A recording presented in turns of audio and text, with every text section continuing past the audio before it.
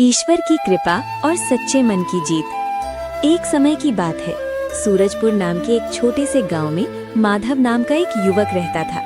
वो नाम से ही नहीं, स्वभाव से भी बहुत सरल और निश्चल था। माधव ईश्वर का सच्चा भक्त था। वो रोज मेहनत करके अपना जीवन चलाता और जो भी उसके घर आता उसकी सेवा पूरे मन से करता। माधव हमेशा कहा करता था, ईश्वर पर भरोसा रखो, वो कभी सच्चे मन वालों को शर्मिंदा नहीं करता। गांव वाले उसकी ईमानदारी से इतने प्रभावित थे कि अपने कीमती सामान भी उसके पास अमानत के तौर पर रख देते थे और माधव हर चीज वैसी ही सुरक्षित लौटा देता था।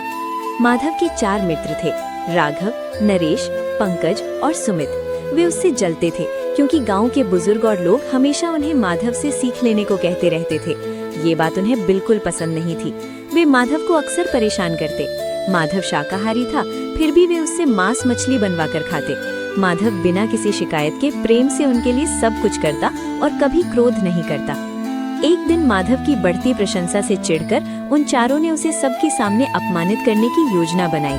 उन्होंने एक खास डिजाइन की अंगूठी बनवाई और गांव के सरपंच को देकर कहा, हम कुछ दिनों के लिए बाहर जा रहे हैं, अगर माधव मिले तो ये अंगूठी उसे अमानत के रूप में दे दीजिए।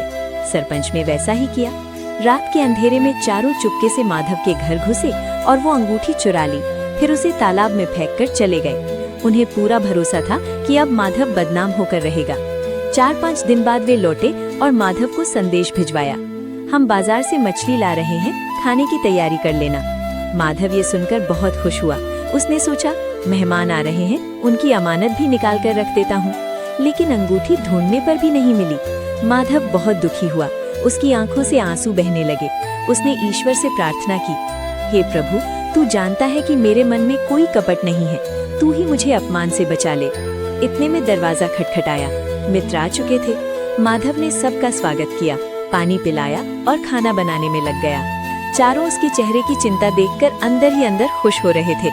खाना खाने के बाद राघव ने कहा, माधव, हमारी अमानत की अंगूठी दे दो, वो हमारे पिता की निशानी है। माधव अंदर गया। थोड़ी देर बाद बाहर आया और बोला, ये लो तुम्हारी अंगूठी। चारों सन्न रह गए। नरेश ने चौंक कर पूछा, ये अंगूठी तुम्हें मिली कहाँ? माधव ने नम आंखों से कहा, सच कहूँ तो मुझसे अंगूठी गुम हो गई थी। मैं बहुत परेशान था, लेकिन मुझे अपने ईश्वर पर भरोसा था। जब मैं मछली काट रहा था तो उसके पेट से ये अंगूठी निकली। इतना कहकर माधव रो पड़ा। ईश्वर अपने भक्तों को कभी शर्मिंदा नहीं करता। ये सुनते ही चारों मित्र उसके पैरों में गिर पड़े और रोते हुए बोले, माधव, गलती हमारी थी, हमने ही अंगूठी चुराकर तालाब में फेंकी थी। तुम सच में बहुत महान हो, हमें माफ कर दो। माधव ने तुरंत उन्हें उठाया और बोला, माफी क्यों मांग रहे हो? गलती तो मेरी थी जो अंगूठी संभाल ना सका। चारों की आंखें शर्म से झुक गई। माधव ने उन्हें गले लगाया और कहा, तुम्हारी वजह से मुझे अपने ईश्वर की महिमा देखने को